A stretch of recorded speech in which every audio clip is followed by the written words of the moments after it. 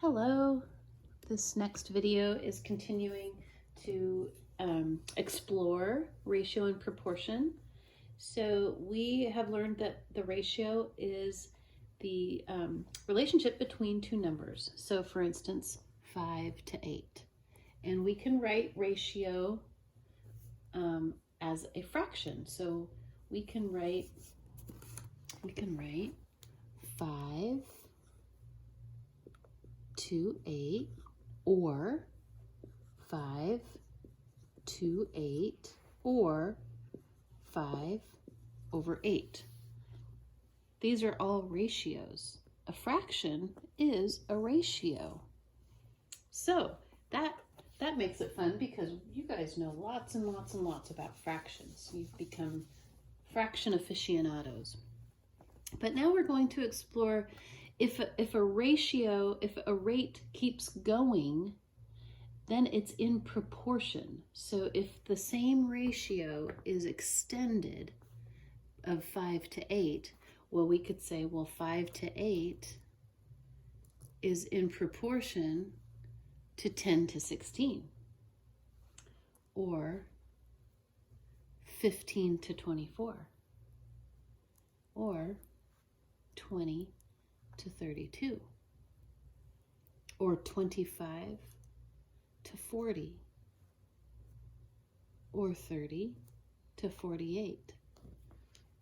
These are all using that same ratio to extend. It's like having, well, it is having fractions that are equivalent. And we've worked a lot with this, so this shouldn't be too tough for you guys.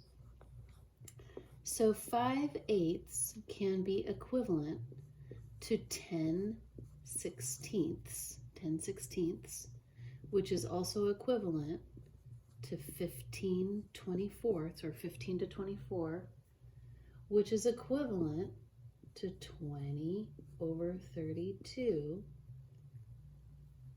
I'll scooch over here, which is equivalent to 25, right? 25 40ths, or 25 to 40, which is equivalent to 30 48ths, because they're using the same ratio.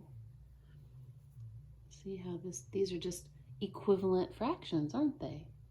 We could keep going and going and going.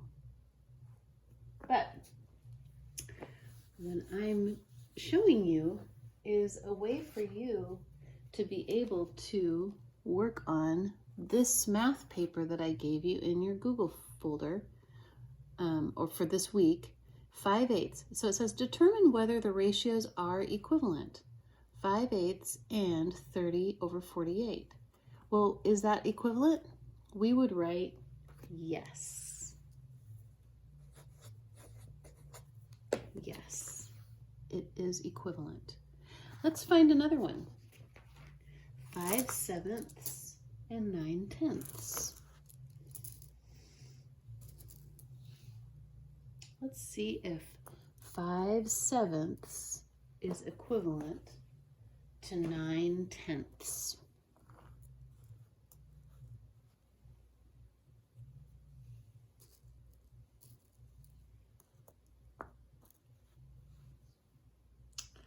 Well, the answer is no, isn't it? Because 9 is not a multiple of 5. I can't use another 5 bar to get to this. And 7, well, 9 or 10 is not a multiple of 7 at all. So 5/7 and 9/10 are not equivalent. So 5/7 and 9/10 are not equivalent. What about 2/5 and 8/20? So here's 2/5, and let's see if I can get to 8 with a 2. 2, 4, 6, 8. And can I get to 20ths with my 5s? 5, 10, 15, 20. Well, I'm seeing that 2/5 and 8/20 right here, 2/5 and 8/20 would be equivalent. I'll just write a Y for yes. Now I'm going to show you another way to do it using cross multiplication. So let's do 2/5 and 8/20.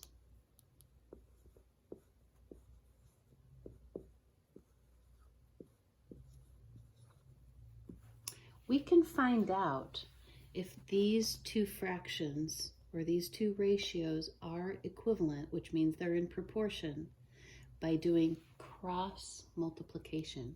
I can multiply this number times this number and this number times this number.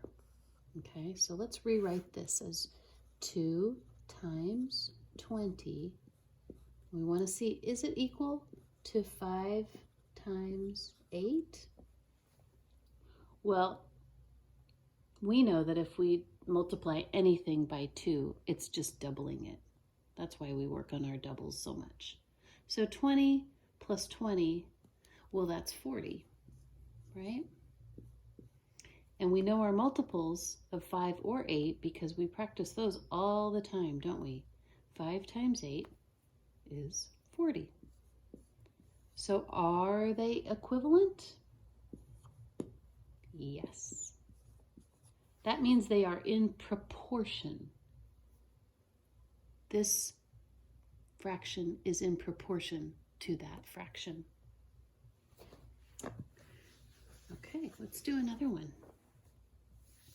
Let's do 10 over 3 and 11 over 6.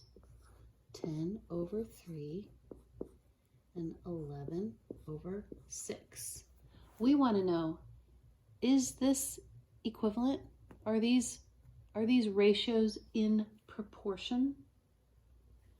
Let's try our new way, cross multiplication. What is 10 times 6?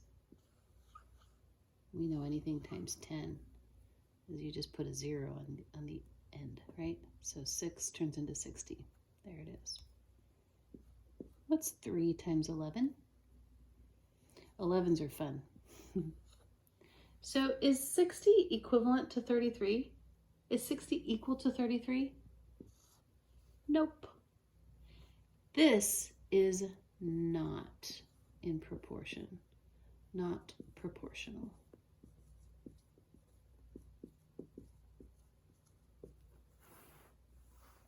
Okay.